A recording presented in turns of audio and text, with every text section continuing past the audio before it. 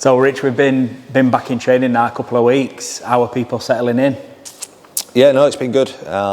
It's been sort of a gradual build-up of intensity, with not starting sort of in March the season. We're sort of building and gearing for that within the intensity side of things, with in the gym and out on the field. I just wanted to ask you about the recruitment that we've done. Did that start before the playoff final? Obviously we're going up a level. Recruitment's been very busy in the off season. Has that been, talk to me about that whole process and when it started? Yeah, no, it's always hard. I think it was more a case of retaining the players that we wanted to retain within the squad, because again we usually wait till the end of the season and sign them boys on the back of that, but we sort of made a conscious choice to retain them sort of halfway through the season, just to make sure, you know, we had the right people, the spine of what we wanted at the club, and you know, because you know clubs are always looking around and you know starting to talk to players, so it was really crucial. I thought that we got all the boys that we wanted to get tied down for next season to be done, and then it was a case of, it's always a case of, you know, it's hard when you're in that playoff stage, because you do have to wait and to see where you are before you can actually go and start your recruitment, because you don't know what your budgets are going to be. Obviously with getting in Championship, it's had to be a little bit more than what we usually spend to hopefully stay in there and, you know, and compete at that level.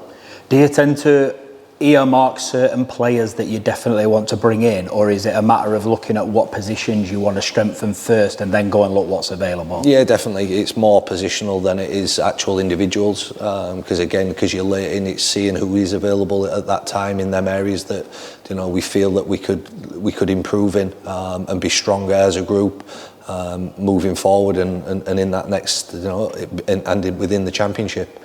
Talking of the new lads and the incomings, there's quite a lot of them. Is everybody settling back in? Yeah, look, they've all been great. You know, they're all adding to the group, which we knew they would. The intensity, you know, we've brought in some really experienced boys who've played Championship, Super League, so they know what it takes to get through this pre-season and what level they need to be at to compete at that, you know, in that league within Championship.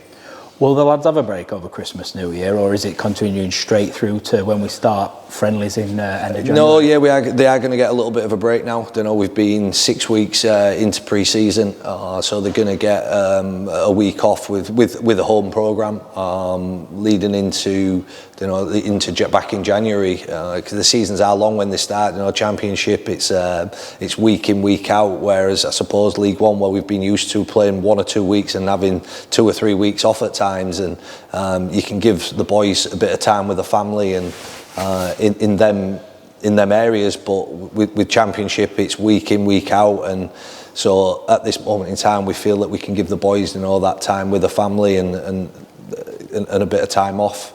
Could you just talk us through a little bit of any of the changes made? Because obviously we've gone up a level. I think the players we've brought in are up a level as well. So what changes have you made to the way the backroom staff work, training, the intensity of training? What types of changes have you made? I think we all know, and you can see with watching the games in Championship, the intensity that comes with that. It's a lot faster, the boys are a lot stronger. I think we got a really good example of that when we played London in the Challenge Cup. You know, we competed in the first half, but we could see they had another gear, and you know, they hit it in the second half and they ended up putting 50 on us, and you know, so we look at that and go, wow, well, that's where we need to be at. That's the speed, the intensity that we need to play for a full 80 minutes and not just for, you know, within that instance probably 40-50 minutes, and so yeah, that's give us a good indication.